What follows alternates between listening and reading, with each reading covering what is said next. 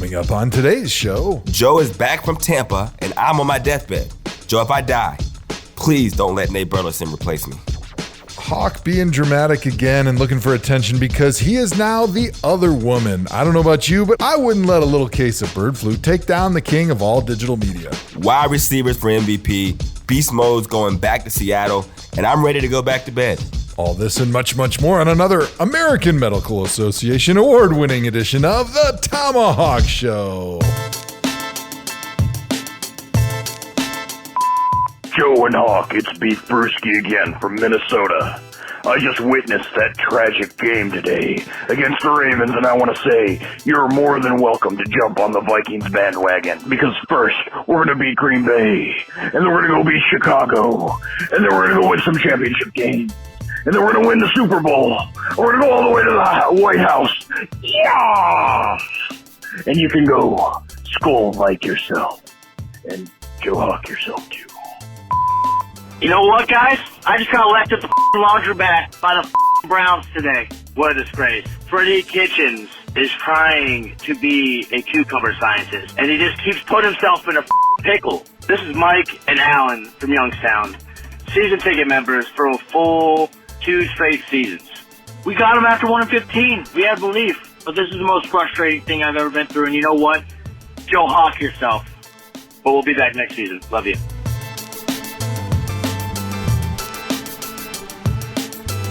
Welcome to the ThomaHawk Show. I am your humble co-host, Joe Thomas, and I know you're used to hearing the great, deep baritone bass voice of Andrew Hawkins right here at the top, but I'm actually sitting in the host seat here today because our man Andrew Hawkins, unfortunately, he's been stricken with the worst combination of Ebola, flu, cold that you could possibly imagine on the face of the earth, and he will be reporting live from his hospital bed in the ER. Mr. Hawkins, I got to bring you in. Can you confirm that you were recording this great episode of the ThomaHawk Show live from your hotel room ER bed?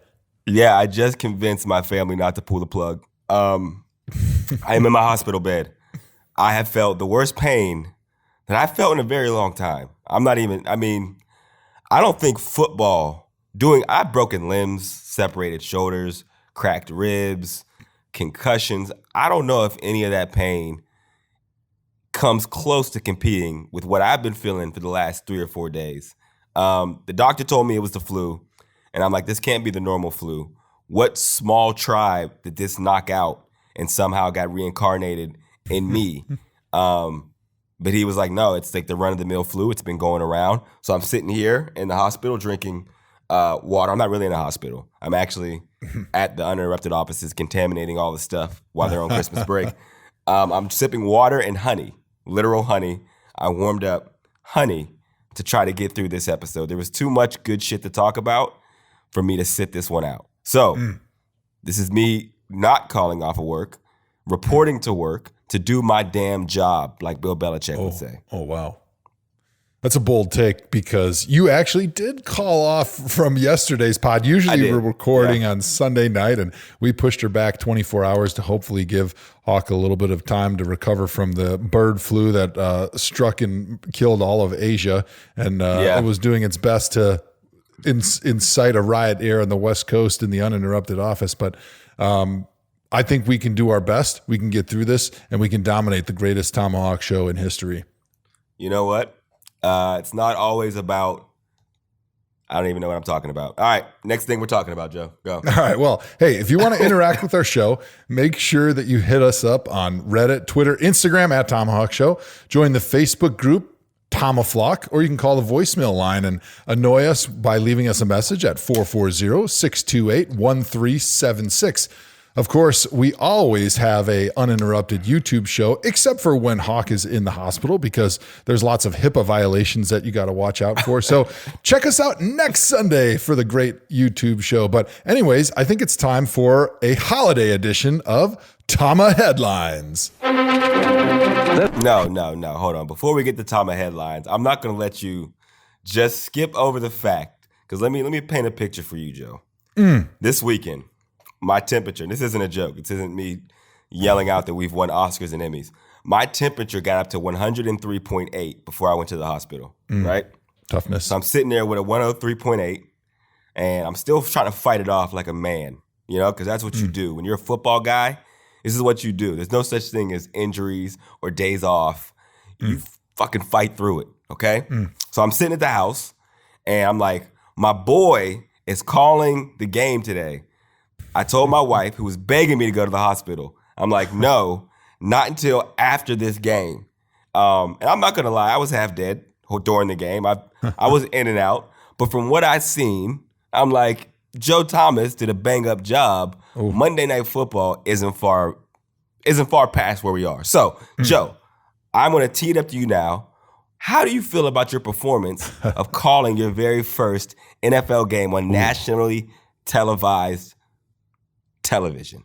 Is that a right thing? Nationally televised television was a big deal for me. The 1 o'clock start for Bucs Texans got me a little nervous because, as you know, once the college football season's over and all the NFL buys are finished, the NFL does a 3-slated Saturday schedule. And I was lucky enough to be selected for the early game with Rich Eisen and Nate Burleson, 2 excellent professionals. Truly, they are some of the best in the business. And I am merely a humble rookie trying to climb the ladder of success in the media world, a la Andrew Hawkins. And I have never in my life called an entire football game. Yes, I did audition for the Monday Night Football job a year ago and the Thursday Night Football job, but that was before I'd even had any interest in getting into the media world. And so I didn't even call an entire game during my audition. I just called half, and I really had no idea what I was doing whatsoever. At least this time along, I had a little bit of background being that I did Thursday Night Football in the pregame role and the postgame role this year, and also got a little bit of coaching going into this week. I didn't get an opportunity to practice, but at least I had an opportunity to meet with Jerry Madelon, who works with the NFL Network talent, and can kind of give me just a little idea of how to prepare and how to study for this role. So when the lights came on and the show started, it was sink or swim and learning on the job as pure as it possibly can get. And I felt like after the first quarter, I kind of got into my groove, and I feel like the 3-man booth can be a little bit tough because it's a little hard to know when to talk and who's going to take what comments. But after about the first quarter, I think Nate and I got into a nice little flow and a nice little rhythm, and we had a good back and forth going. And by the end of the fourth quarter, you're sitting there going, man, I wish we had more game, because I feel like I'm just starting to hit my stride. And you walk out of that booth going, man, I wish I could do a Sunday game tomorrow, because I'd feel like I'd be 10 times better, because there were so many things that happened during the game that I noticed. But with me being new, that I didn't know how to fit it in there, and I didn't know how to call back the replay. And actually the second and third quarter, my monitor, I was having all sorts of trouble. The monitor that you're supposed to be able to look at and get a quick replay of what happened while Rich is giving you the play-by-play, like it kept scrambling and going to, like, when the Bucs were on offense, it would go to like plays that the Texans were running and stuff. And so I stopped looking at my monitor, which actually totally screwed me at one point, because I wasn't looking at the monitor. And Hawk, I know you're such a professional in this media business with multiple Emmys, so you know all about this, but you always got to kind of peek at what the people at home are watching, because you never know when they're going to throw a graphic up there that you need to talk about, even though the game is kind of going on. And at one point in the game, Will Fuller hurt his groin, and so he goes out, and it was a few plays later, I started talking, I think, about the Bucs offense, because something had just happened on the field that was interesting. And they started showing a Jameis interception. Yeah, it was probably one of Jameis's 14 interceptions during the game. But actually, so they showed a graphic about how much better the Texans offense is with Will Fuller on the field, because of how those 3 receivers become difficult to put a coverage together that can cover all of them at the same time. Obviously, you want to have a double on DeAndre if you can, but then you can't leave Will Fuller wide open because he's so fast. And then Kenny Stills is also a fast guy. So you kind of have to pick your poison with all 3 of those guys on the field, and it makes it really a difficult matchup. And so anyway, so the next gen stat comes up, and I'm still saying something stupid about the Bucs, and I hear my producer in my ear saying something. But as you know, Hawk, when you're talking, you try to kind of ignore what's going on in your ear, because if you stop to listen, the people at home don't hear the person talking to you in your ear. All they hear is you sounding like an idiot, stopping in the middle of what you're saying. And so I just, blast right through that. I'm just talking. And all of a sudden I realized that he was saying monitor, monitor, monitor. And he wanted me to look at the monitor and realize, hey, you idiot, we got something else that you need to be talking about. So thankfully my man, Nate Burleson, he quickly dove in there and picked it up and was able to throw in the little Will Fuller hit right at the end and kind of saved it. Which leads me to my first point. Uh-oh. Is it true, Hawk, that you are faking this illness for attention because you heard how great the reviews were for the Joe Thomas, Nate Burleson, Rich Eisen on play-by-play booth, that there was some extreme ex-girlfriend or girlfriend jealousy going on there? You know what? I'm not going to confirm or deny those reports. I will say, before I was sick, I spent all week, hanging out with tons of Hall of Famers who are already currently in Canton. Some of which I'm not going to name names, but they did make the NFL 100 all-time list. And let's just say they're really getting into audio and podcasting, and they thought it would be cool to have someone who is a seasoned vet. So, I think you and Nate sounded great together. Joe, if that's what you wanted to know, you guys sounded awesome, okay? Round of applause, buddy. So what you're saying is you've made friends with a Hall of Famer that's interested in getting into a floundering podcast that business is destined to crash and burn within weeks. Well, if that's the case, good luck. You're not the only him, sucker right? on the market, Joe, basically, is what I'm telling you. Good for you. But it was funny, getting ready for this. The one thing that I took away from Jerry when we were talking on the phone and trying to get ready for this game was, do not, under any circumstances, look at any of your Twitter during the game. Don't even look at your phone, because all your friends and family back home are going to lie for the other guy, and they're going to text you and tell you how great you're doing. And then if you go on Twitter, they're going to absolutely lambast you. Like, it doesn't matter who you are, they're going to destroy you. And so I took that to heart. And it was like early on in my football career, I think maybe the first 6 or 7 years in the NFL, I'd never read the newspaper, never watched football TV during the year, except for games. I loved watching the games. But I never watched like the crappy shows that like Hawk and I are on now, like Total Access, where they would talk crap about us. Because I knew that whatever they said would either get me thinking I'm better than I am or worse than I am, because those media shows, they never properly rate your current standing in the league. And so I knew I needed to stay off Twitter. So I actually didn't even look at any of the stuff on Twitter until I got back home to Wisconsin that night. And that's when I was pleasantly surprised that, for the most part, I mean, it seemed like people weren't murdering me and burning me at the stake like most first-time color commentators.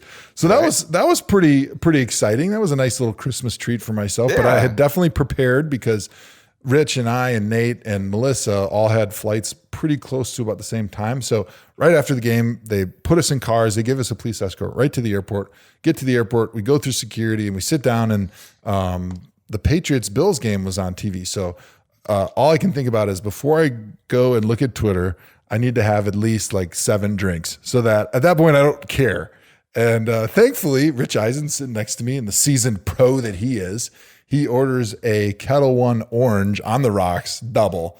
And so him and I smashed about 3 or 4 of those before my flight. And so by the time I landed, after a couple more on the plane, because God bless the NFL Network, they put my 6'7" ass in first class, which is amazing. So the 2.5-hour flight from Tampa to Wisconsin, I was enjoying a nice first class flight and plenty more drinks, plenty beers on the plane. So I landed, and I was well lubed to be able to handle the hate on Twitter. And to my pleasant surprise, it wasn't that bad. It wasn't that bad. You're always going to get a mixed bag of treats when you look up Twitter. It doesn't matter how great you do or how bad you do. Like, there's going to be people on both sides of the fence, but you always know like what people are going to hate no matter what, right? So you know which people, you got enough love from enough important people that actually know a thing or two about sports broadcasting and media to know that you did a good job, obviously, right? Because I would also tell you suck.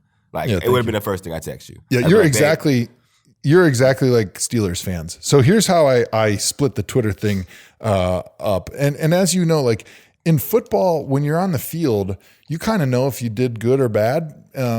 especially the next day, you sit down in the meeting room and your coach gives you basically a report card where every play you had will tell you exactly, did you use the right technique? Did you block the right guy?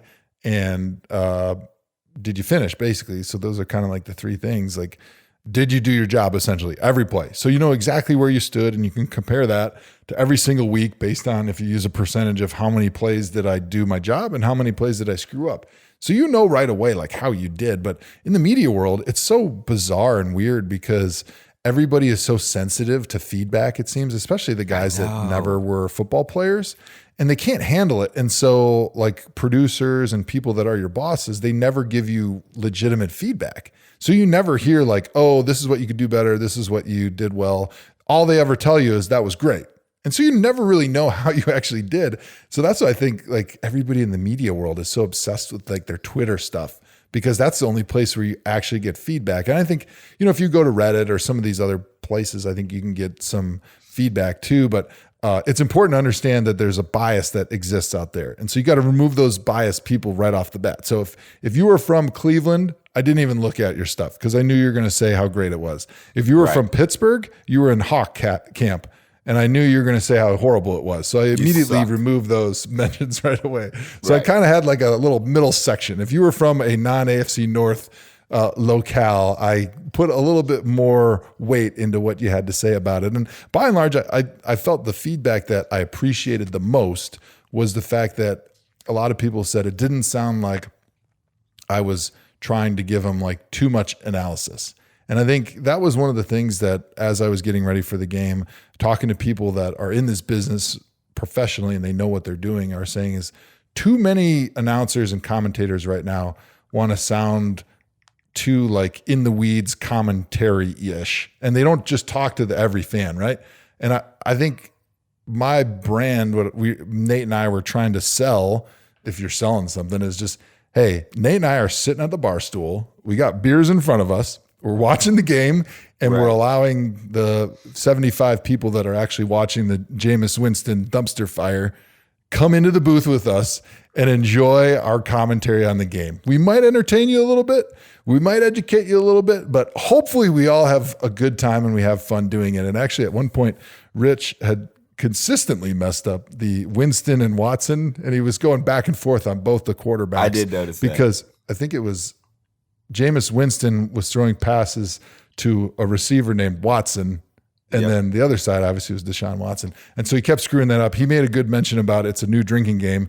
And the next time he messed it up, I said, drink on air. And I was wondering if anybody in the ThomaHawk would recognize that because it's eerily similar to the ThomaHawk drinking game, the Kyle Shanahan drinking game. So I kind of had a little chuckle on that one. And hopefully the members of the ThomaHawk that were listening were enjoying that. Well, I mean, there's a common theme for you. You care about everything that you do. And also, whenever there's places that you can improve on, we just make a drinking game out of it. So that's awesome. You're an alcoholic, but you're a very, very good sports commentator, Joe. Congratulations, man. We couldn't be more proud of you. We were in the text message, in the group chat, singing your praises as if you needed any more great attributes to add to your resume. Yet, here we are, brother. Mm-hmm. So congrats. And now you can kick it to Tama Headlines. This is a special report from Tama Headlines. All right, Hawk. Patriots sweep the Bills, remain dominant in the AFC East. Did you ever believe that the Bills could actually beat the Patriots in Foxborough? No, I never believed that the Bills could beat the Patriots in Foxborough, but they actually did encourage me in the way they played because they made it a lot closer of a game than I thought. And I do feel like the tide is going to turn there soon. Everyone's already talking about like, oh, it's a down year for the Patriots, blah, blah, blah. The record is still incredible. They're still going into the playoffs with a ton of momentum. But the reality is this, the NFC or the AFC East has never been even a question late in the season in a very long time, right? And for someone whose team has a great defense, yes, but such a young quarterback who actually played really well in that game and made some incredibly accurate throws in big-time situations. We've watched Josh Allen do that versus the Patriots, and then we've seen him on Thanksgiving also have a really big game. So when you have a young quarterback with the kind of ability Josh Allen has, he still has room to mature and develop, but he plays up in big moments. that has to be scary for the New England Patriots. So I didn't think the Bills could win, but watching them, I was still encouraged. Like, oh, okay, this team actually might not be that far off from actually knocking the Patriots off. I actually was kind of going into this game picking the Bills because I've been on the Bills bandwagon all season. As we've talked about on the show from the beginning, I picked the Bills to be my surprise team to make the wild card. So they're making me sound very smart right now. I love this team exactly where it is. Josh Allen's playing consistently better football as the season has worn on. We know he's kind of a dual threat quarterback, not exactly the talent as far as short area quickness that Lamar Jackson is, but still a very good runner. And I think Brian Daboll, their offensive coordinator, who's going to be a hot candidate this offseason for head coach, has done a nice job incorporating an ability for Josh Allen to use his legs to challenge the defense, but also making sure that he's throwing the football and he's growing as a passer. And so for them to have the lead in the fourth quarter in this game and force New England to score 11 points to win this game in the fourth quarter, I think it says a lot about where the Bills are and the fact that they're legitimate playoff contenders once we get to January, because in the playoffs and the NFL playoffs is completely the polar opposite to the NBA playoffs. In NFL playoffs is you get in and you legitimately have a chance to run the table and win the Super Bowl. We've seen all sorts of wild card teams get hot in January and go on and win Super Bowls. Whereas in the NBA, there's really only two teams from each conference that have any chance, and the rest of the games are not in doubt at all until you really get to the conference finals, and then the finals, it's competitive, and that's where people really start watching. But the NFL playoffs is totally different. So I think this game actually gives the Bills a lot of confidence for them to be able to go into Foxborough, play as well as they did, have the Patriots right on the ropes. And I think if they see him again in the playoffs, obviously the game will be in New England again. But I wouldn't be surprised if the Bills are able to knock them off, because they do things that give the Patriots trouble. One, they have a pretty good quarterback that can run and seems to be better at throwing the football right now. And they've got a great defense. So they could really limit the Patriots. I thought the Patriots offense looked as good as they have in recent weeks, and they still were only able to score 24 points. And so to me, that's a good sign for the Bills going forward. But Hawk, does this change your thoughts on where the Patriots are as far as Super Bowl contenders? No, what changed my thoughts on where they are as Super Bowl contenders was watching them play against the other top three quarterbacks in the AFC, and Mahomes, Deshaun Watson, and Lamar Jackson, because they have to go through those three guys to get to the Super Bowl. And I just don't see how they do it, because they laid an egg every time they played against one of them. So my question is for you, Joe. I know you said you were a Josh Allen believer from the beginning of the season, and you were. Sometimes it was stupid. Even though it makes you look good now, I still believe it was dumb. But you also said you take Josh Allen long-term over Lamar Jackson. Is that still your stance? I'm giving you an opportunity here to either make amends with your sports media career or double down and give me more content to use against you for another calendar year. Good thing I don't care one bit about my sports media career, and I'm just out here having fun and slinging from the hip. So I'm going to go ahead and put it on record again that right now, this is exactly how I feel. Lamar Jackson is clearly the better quarterback. Obviously, right now, he is a much better quarterback. Down the line, the only thing that would change that based on the current trajectory right now, Josh Allen's playing well and his arrow is pointed up. Lamar Jackson's playing exceptional and his arrow is pointing up. He's becoming a better passer as we move on, and he's a phenomenal runner. And Josh Allen is probably not as good of a passer right now because of the decision-making factor. I think when you talk about just accuracy, they're both probably pretty similar, maybe even give a nod to Lamar Jackson in the accuracy. So the only thing that I would say is that I think long-term, just the way their bodies are built, I would say Josh Allen has more potential for good longevity being a dual threat quarterback than Lamar, who's more of a slighter built guy. But I'm going to still say right now that take a little while ago was bad, because Lamar Jackson is better built right now when I consider all those factors for the long term outside. As you were even naming them, I was like, okay, this is not going the way that I imagined. He's like, okay, he's a better thrower. He's smarter. He's also faster, and he can run better. But long term, Yeah. I'm like, oh, yeah, okay. Yeah. All right. Yeah. The only thing that disrupts that argument from me is like I was kind of setting up a little bit is I think the propensity to get injured is going to be higher with Lamar. And so there's always going to be that fear when you do have that dual threat quarterback, like how long he's going to be able to do this. Like Lamar is very, very good at finding green grass and getting down and avoiding a lot of those big hits, but he's still running the ball a lot. He's still taking those hits.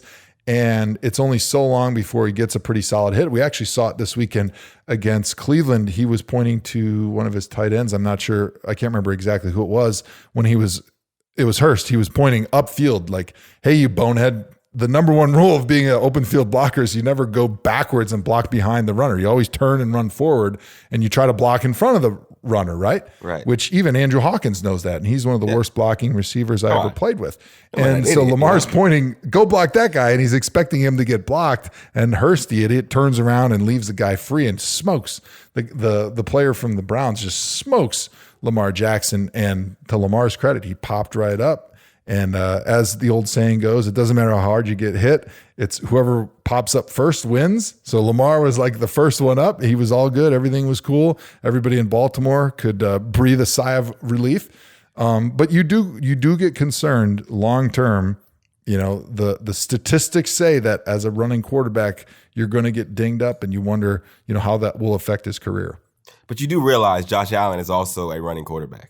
Well, that's what I'm saying. But I see Josh Allen being a bigger player. He's a little bit more like Cam Newton, where you're like, okay, wear and tear is going to be there. So he might not make it more than like the 10 or so that Cam has kind of survived.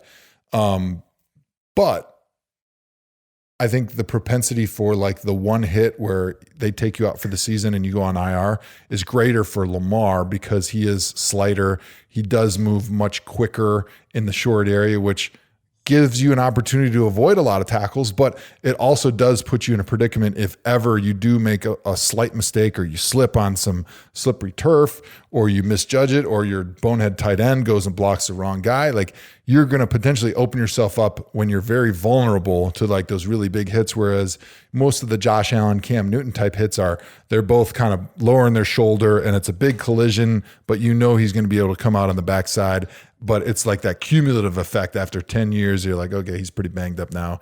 He's probably not going to be able to continue to be the runner going forward. All right. Well, we'll agree to disagree there and continue to monitor. So as any chance that I get to throw something in your face, you know I'm all about it. All right, next headline. The Eagles took the upper hand in the NFC East against the Cowboys on Sunday. It was a game that the Cowboys had a prime position to position themselves as not just a playoff contender, but take advantage of the division lead, and they dropped the ball. What are your thoughts on the Cowboys taking the L? And specifically, what should they do with Jason Garrett? Well, I think the thing that really is hurting Jason Garrett right now this season is the fact that every time his team has a really big game where the season is on the line and they need to come out and play well, they come out and they play like crap. We saw it this past weekend in Philadelphia.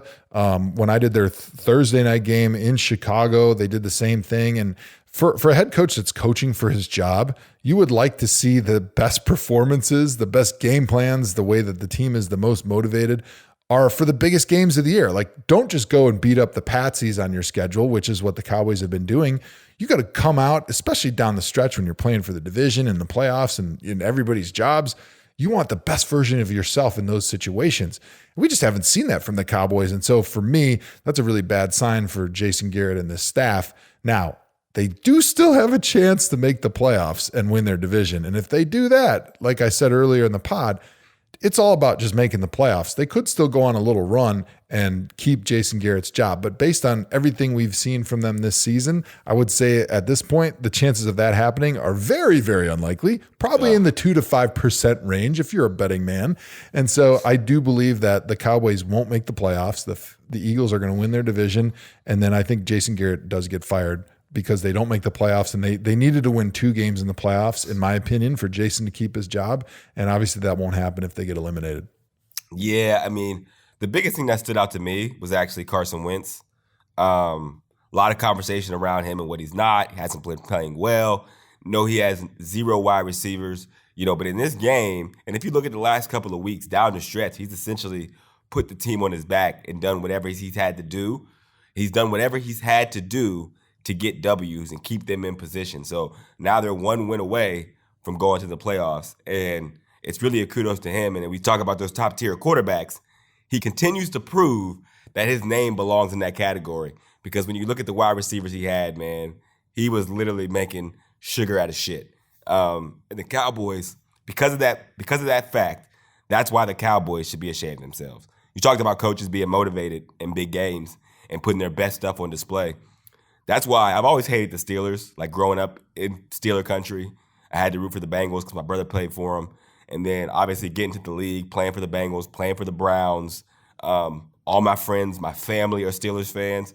So there's always just been like a hate in my blood for them. I've always respected them, and you have to because they've done so incredible over the history of football. But I hated them.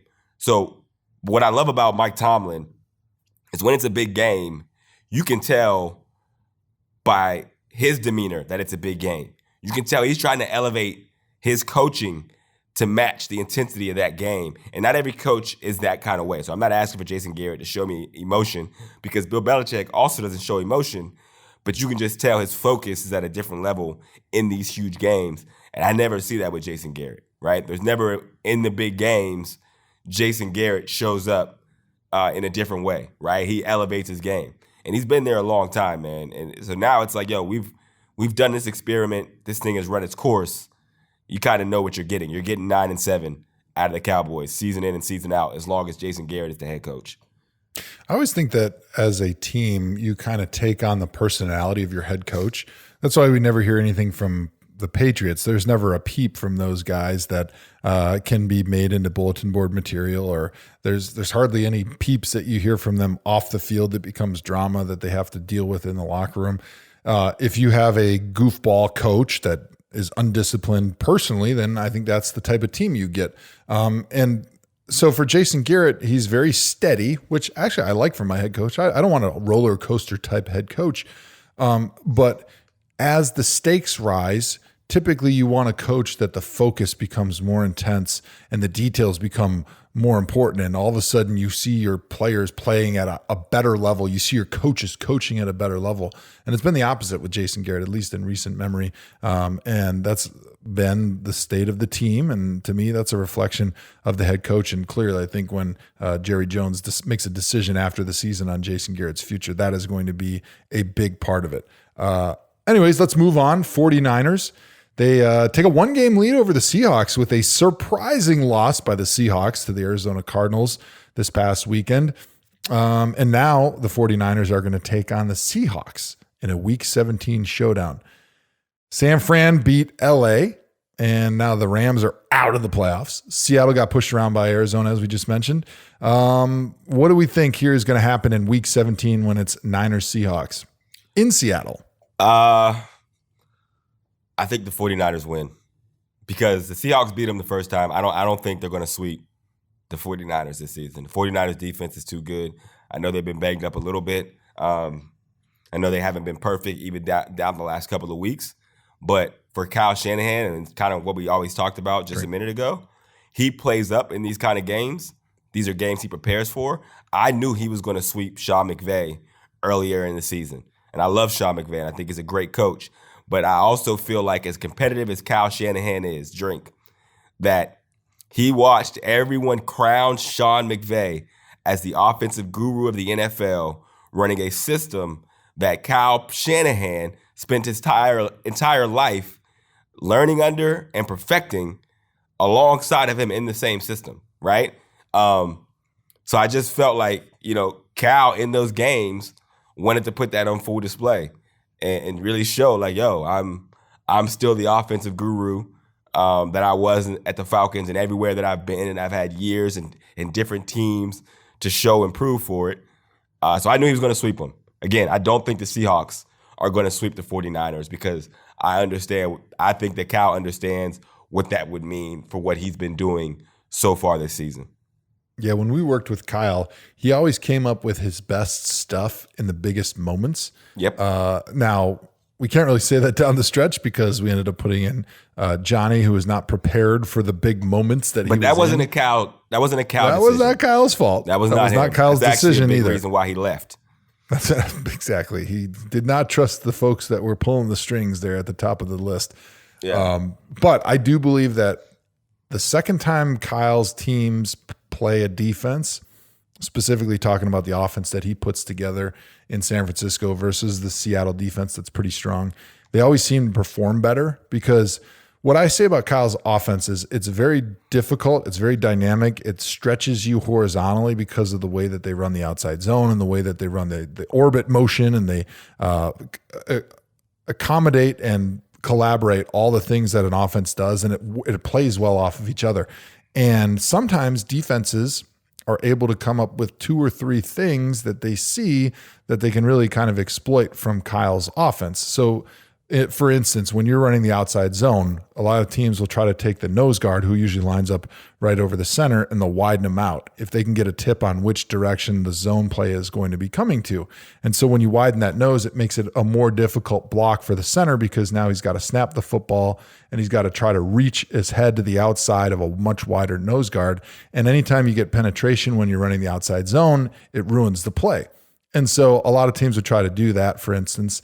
And so the second time around, if you know a team is going to do that, it just in this case, you can do different things from a protection and a run game standpoint to be able to take advantage of that. So it's like, okay, in chess, I know what your move is now. Now I know how to counter that. And so going into these games the second time around, a lot of times Kyle will have the counter ready, and there's just not that many answers for Kyle's offense. And so once you realize what a team is going to try to do to attack it, Kyle's really good at coming up with the counter punch. And so I agree with you that I think the 49ers are going to win this, but also the reason that the Cardinals beat the Seahawks this weekend wasn't because the Cardinals are just some way better team than the Seahawks. No, Seahawks have had a rash of injuries at the running back position. They lost their top 3 running backs, including Chris Carson, who's a stud. Got to watch him in person earlier on in the season on Thursday Night Football, and he was just steamrolling people. He's a great back in that system, and he's been playing well all season. So that's going to be really tough because he's done with a hip injury for the entire season.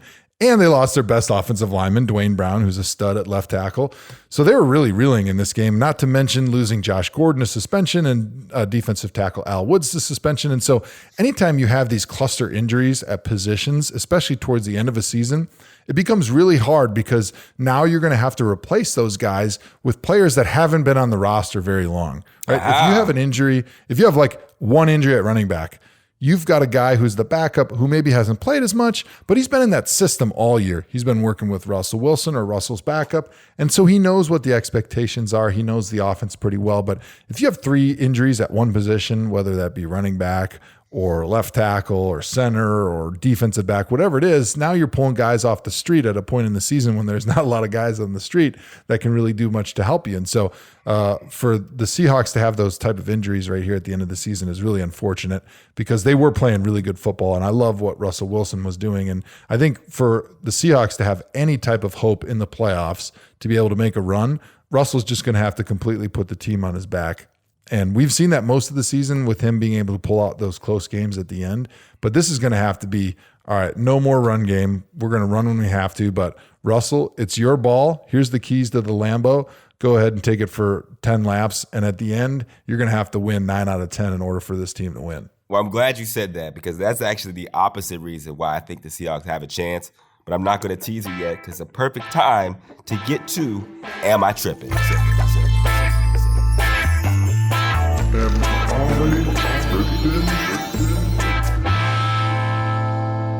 Guys, the Chiefs dismantled the Bears in Chicago on Sunday night. Everyone is talking about the Ravens, but am I tripping, or are the Chiefs a sleeping giant in the AFC playoff picture?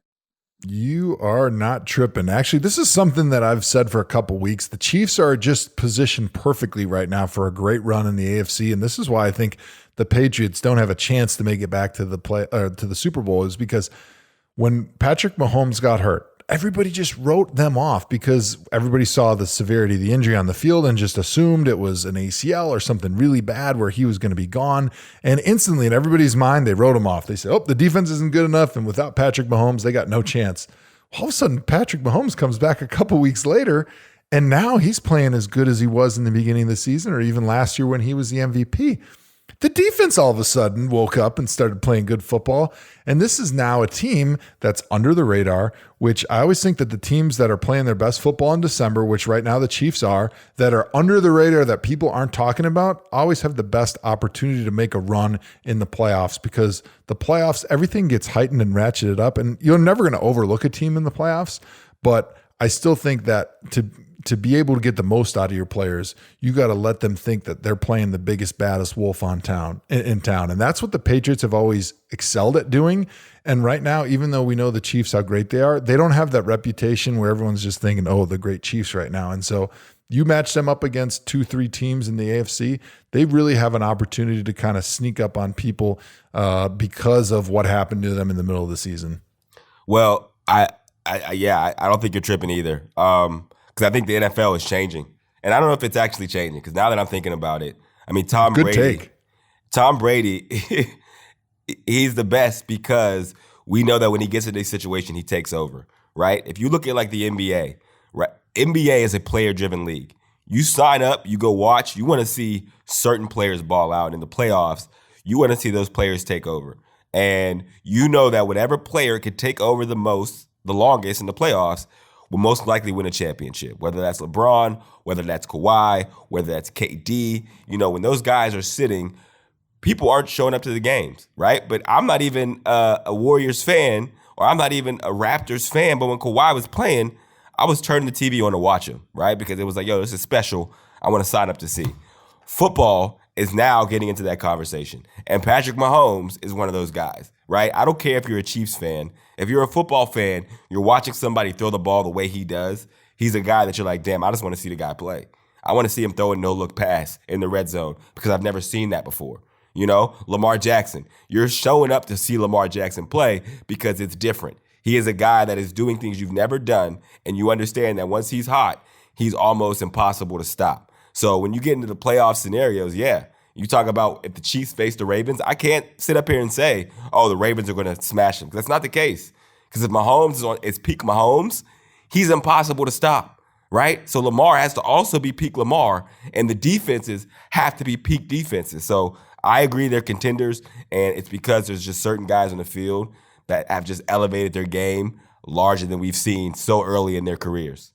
All right, next one, guys. Michael Thomas broke Marvin Harrison's record for catches in a single season with a full game to spare. He has 145 catches. He's a 99 in Madden, but he has almost no chance to win the MVP award this year.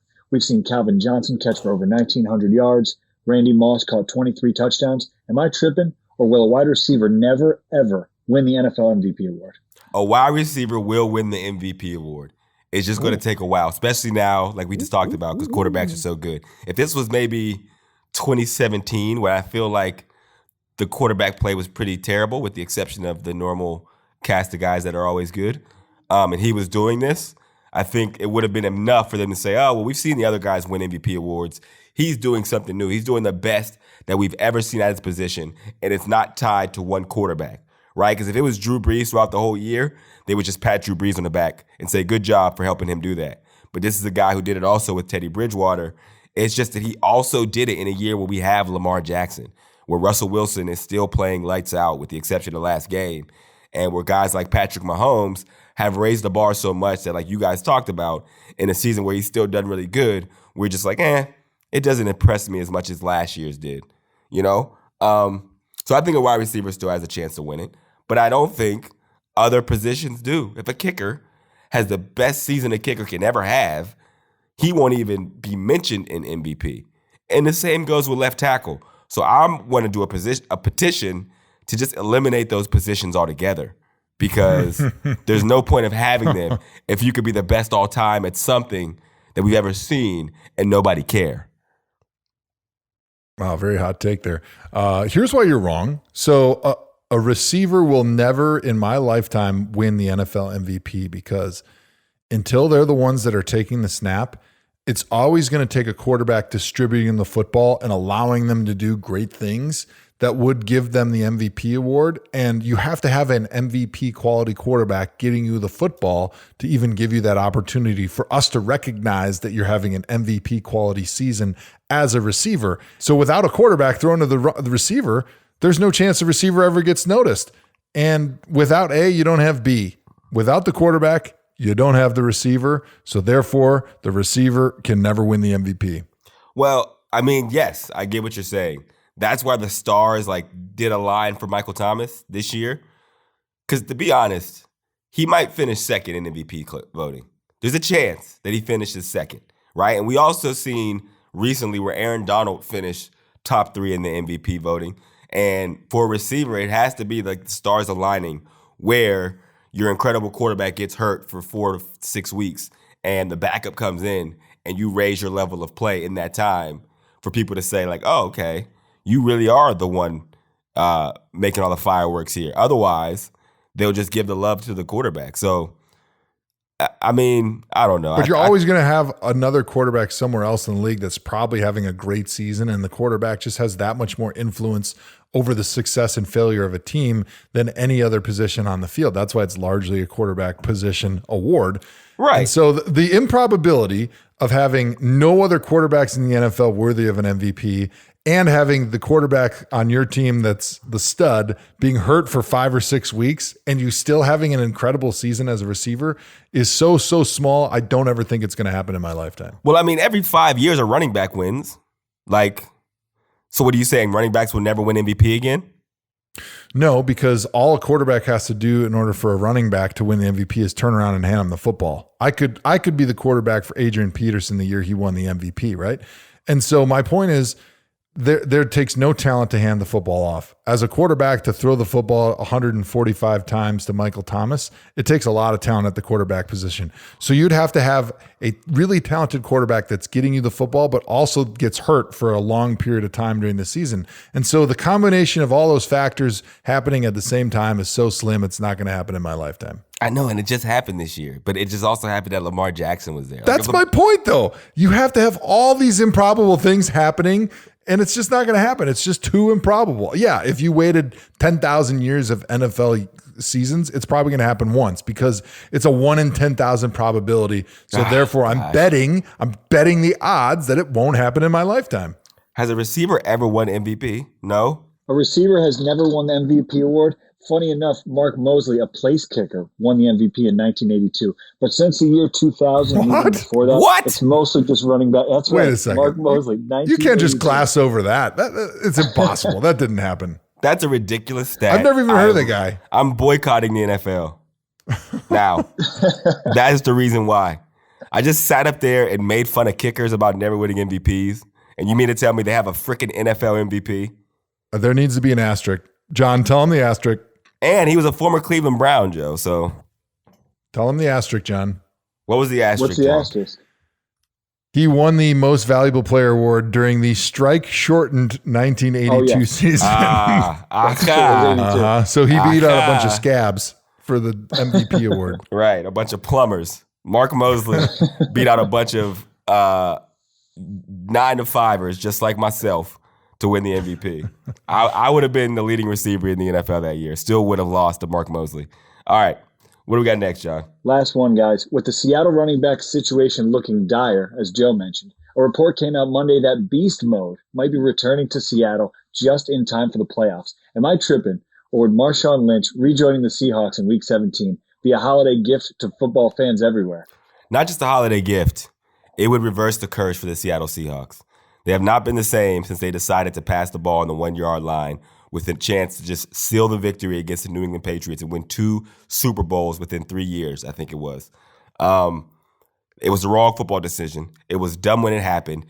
5 years later, I'm still sitting in here wondering why the hell they didn't just give it to a guy whose nickname is Beast Mode and whose whole strategy in football after playing a lifetime of the game of pigskin, his whole strategy was to run through a mud effer's face, right? That's his whole football strategy.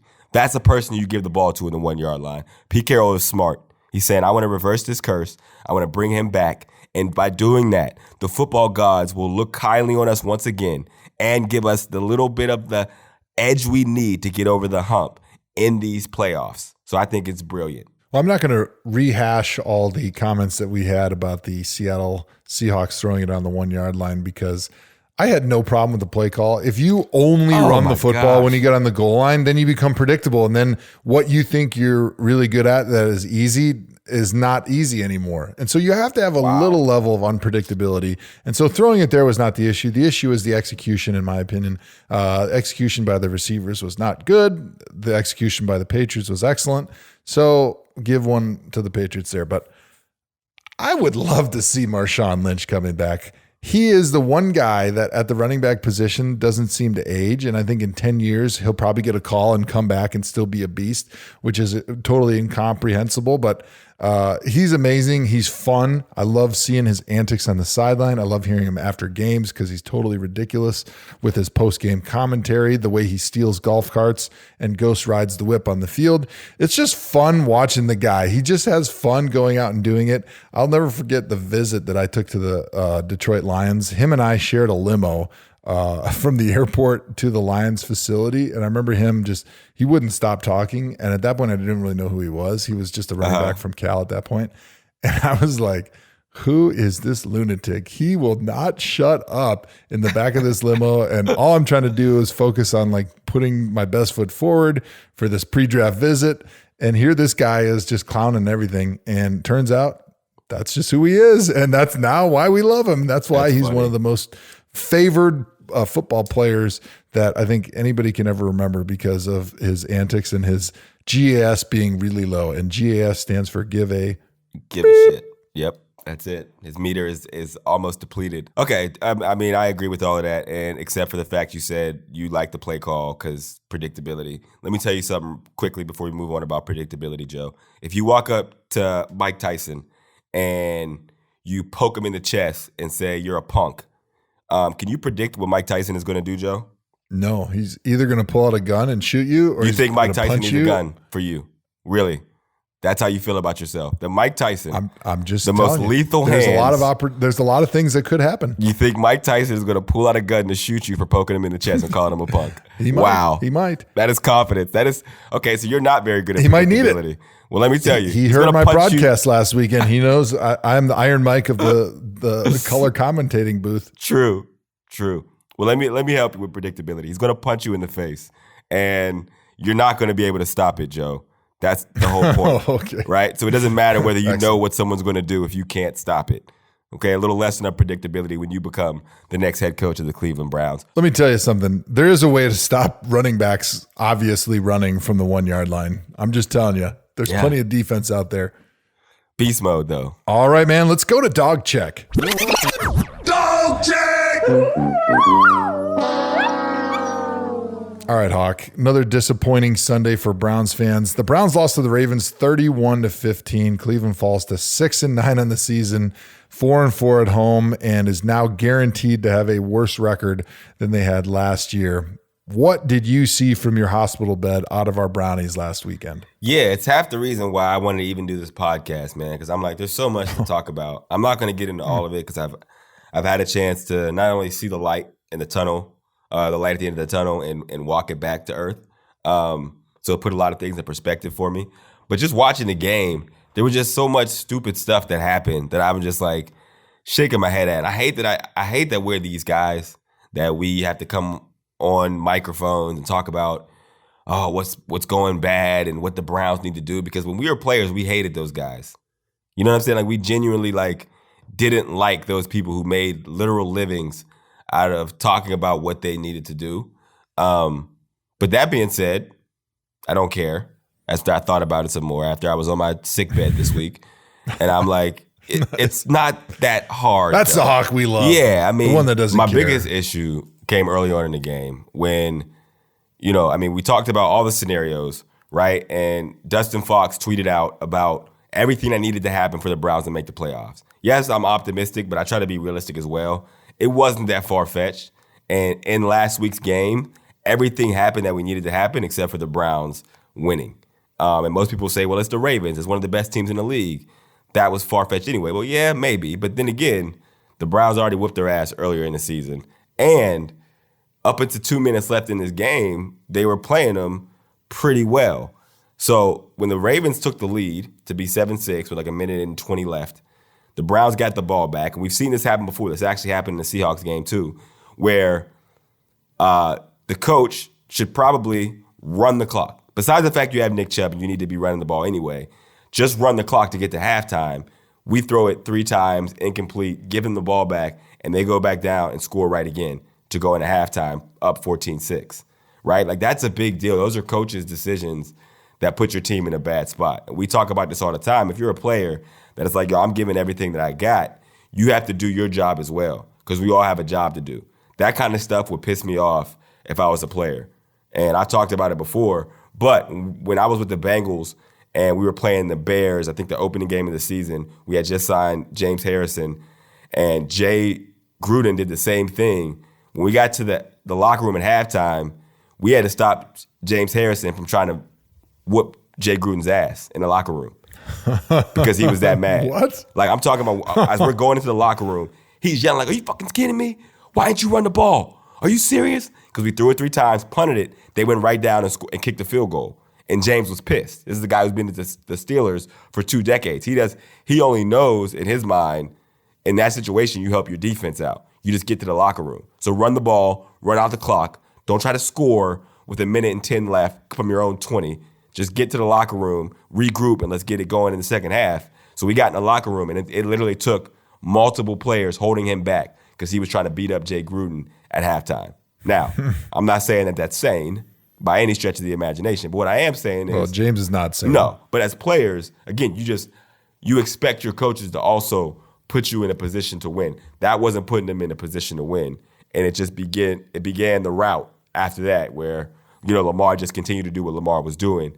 Maybe they wouldn't have stopped him anyway, but that coaching decision right there, you can tell, clearly affected the game. Yeah, that was disappointing for me because the Browns defense had largely done a great job bottling up Lamar Jackson and the Baltimore Ravens offense, which was really the question mark coming in because the Browns defensive line is kind of a shell of what they look like at the beginning of the season, losing Myles Garrett to suspension and Olivier Vernon to a knee injury. And so when you lose both your stud defensive ends, and a 4-3 especially, where those guys are expected to play run, pass, whatever, 3 downs, they're out there the entire game. To lose both those guys is really tough. And when you're playing against a fantastic running quarterback like Lamar Jackson is, you don't have those guys as on the edge to keep Lamar in the pocket, to make sure that you have at least some athleticism on the edge to try to slow him down a little bit, give your safeties and your linebackers an opportunity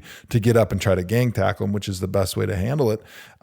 You're really at a disadvantage. And they had done largely a really good job up till that point in the game. I think the Browns were up 6-0 at the 2-minute warning. And so they had a really fantastic opportunity to go into the locker room at halftime, up 6-0 on the Ravens, make the Ravens sort of real, and have an opportunity to go out and play a good second half. Hopefully the offense starts playing a little bit better, and you got a chance to win this game and put yourself in position in week 17 to still get into the playoffs against kind of all odds. Wow. And then because of some poor decisions and then poor execution inside of 2 minutes, now all of a sudden you go into the halftime locker room and you're down 14-6. That's just so demoralizing to lose that energy and that momentum going in. And then you got to sit there for 12 minutes at halftime and kind of stare at each other like, what the hell happened? I think even Demarius Randall said it after the game. He goes, we're up 6-0 at the 2-minute warning. All of a sudden we blink and we're losing 14-6 at halftime. And so that can be really demoralizing for a team going into halftime. Right. And it was, like I said, nothing happens in a vacuum, but you want your coach to put you in good position and understand the situation you're in. And when you have the ball and your opponent has no timeouts, but you're backed up, in your own 20 or 30 yard line, it is imperative to understand that if you don't get this first down, you don't want to punt it to a team that's got a dynamic offense like the Ravens. What you need to do is, okay, maybe you're going to pass on first down, maybe even pass on second down. But when you get to third down, it's important to run the football because you need to chew up that clock and give your opponent as little time as possible. So you spread things out and then you run a draw play. And you know what? Kareem Hunt, he's got a pretty good opportunity to get that first down on 3rd and 10. Yeah. But if you throw the football, even if they're supposedly short passes that you expect to complete, there's at least a 25% or more chance that you don't complete it.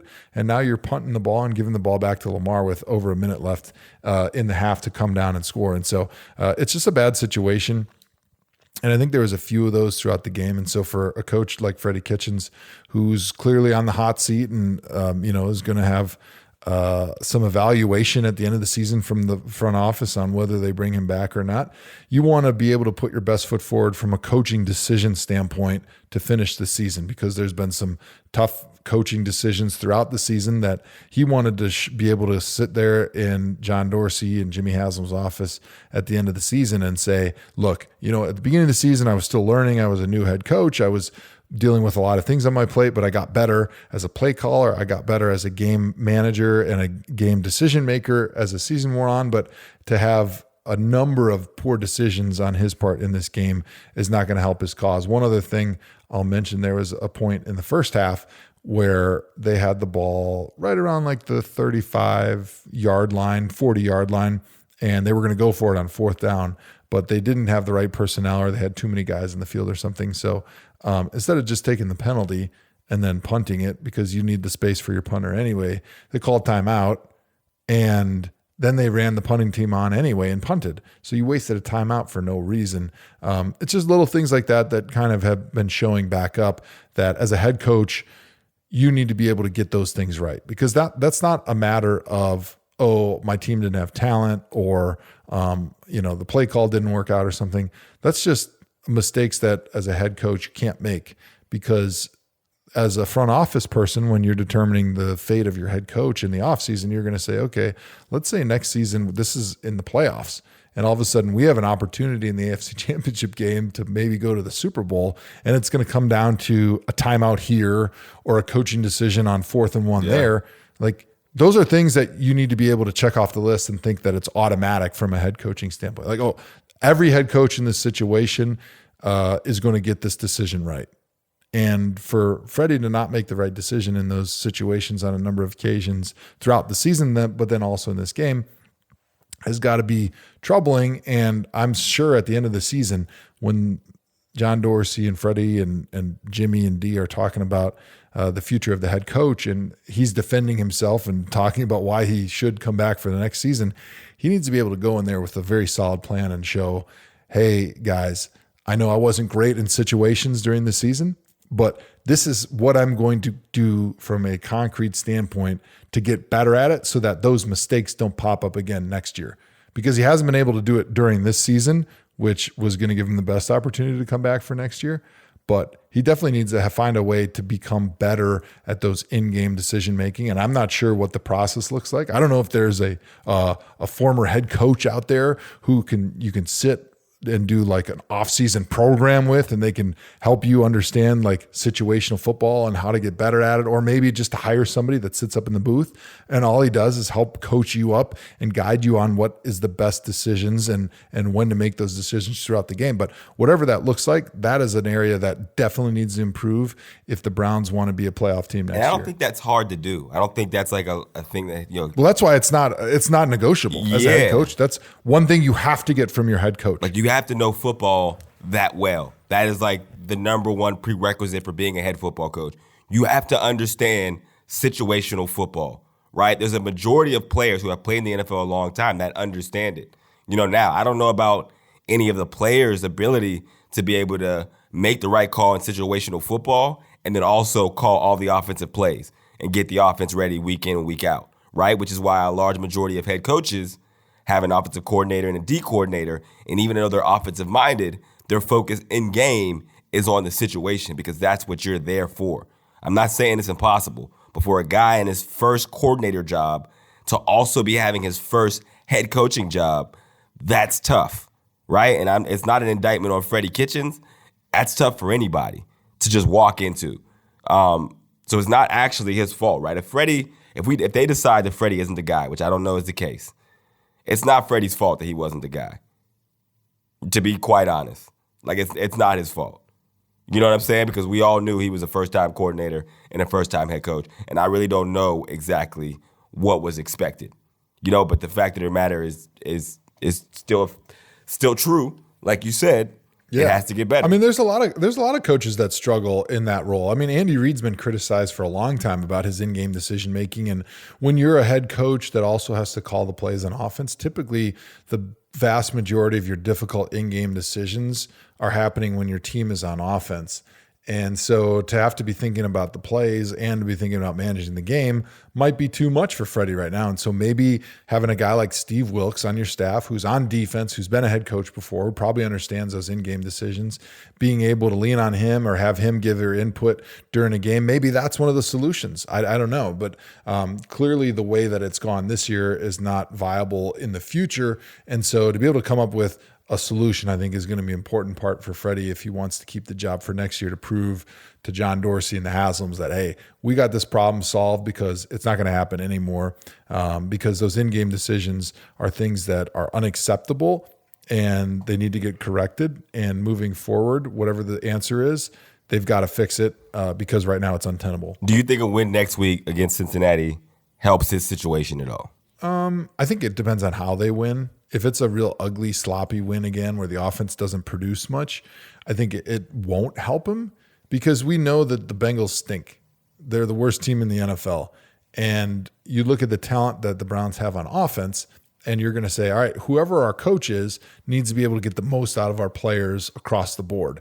And if Freddie's specialty and the reason he got the head coaching job is because of his work with the Browns offense, you want to see that he's getting the most out of those players. And so to go and not score a lot of points and kind of win ugly against the Bengals team, I would say that would be below where the expectations are, which has kind of been the theme, especially on offense, for most of the season. And so I don't think it would help him. But I think most of the reports coming out are that the Browns want to keep Freddie for another year because they don't like the idea of giving somebody only 1 year to perform. And I tend to agree with that, not necessarily if it's a good idea to keep Freddie after this year or not, but to expect for a coach to be able to turn an organization and a team into the team you want and to build a culture in 1 year, I don't think is fair. Like I lived through Rob Chudzinski getting hired and getting 1 year and then getting fired. And to me, I thought that was unfair. Like if there was some reason that you believed wholeheartedly that this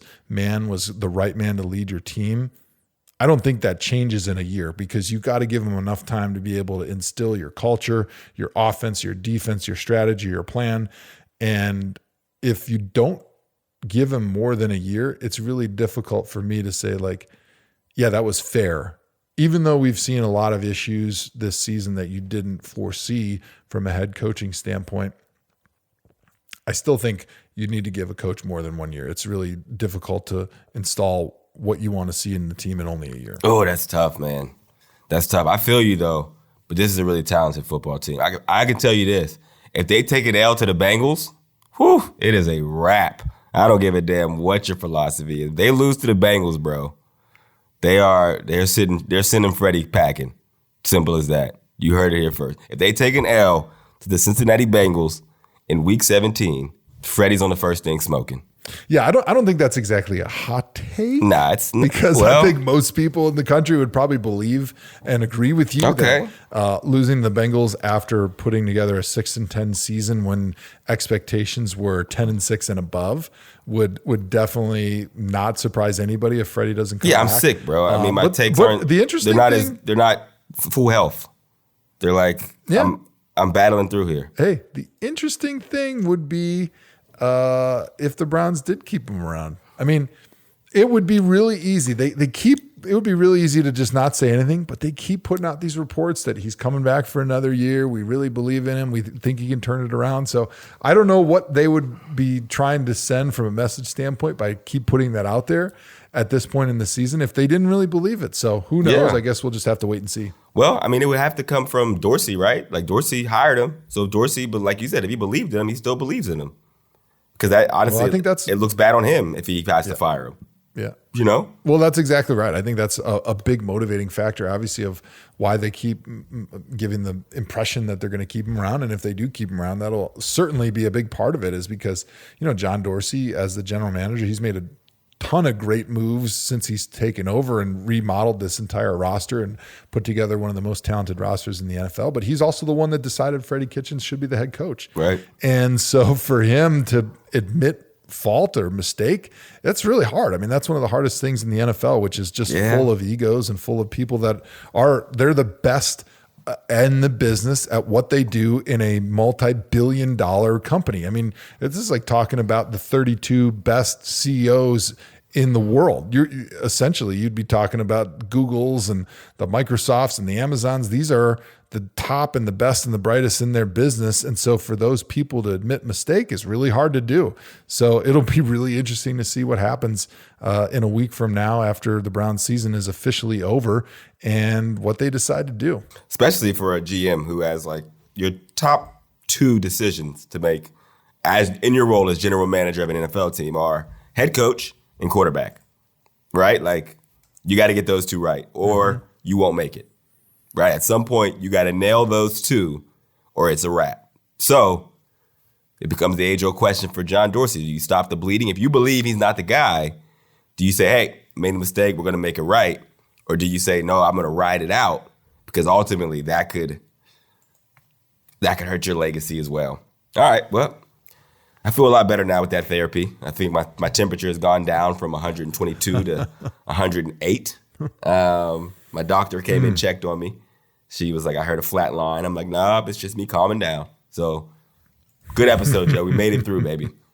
Well, I'm proud to say that I think we were able to bring you back from the gurney, and you sound great. I can't wait to talk to you again. I think our next episode isn't until next weekend because of the Christmas holiday here coming up in a couple of days. So until then, any final thoughts? Final thoughts. Get a flu shot, ladies and gentlemen. It's not fake. It's real out here. Your lives are being stopped, dead halted. People are calling off of work. The flu is real. Get a flu shot for your own safety. That's all I got, Joe. So that's a great question. Not to belabor it, but drink.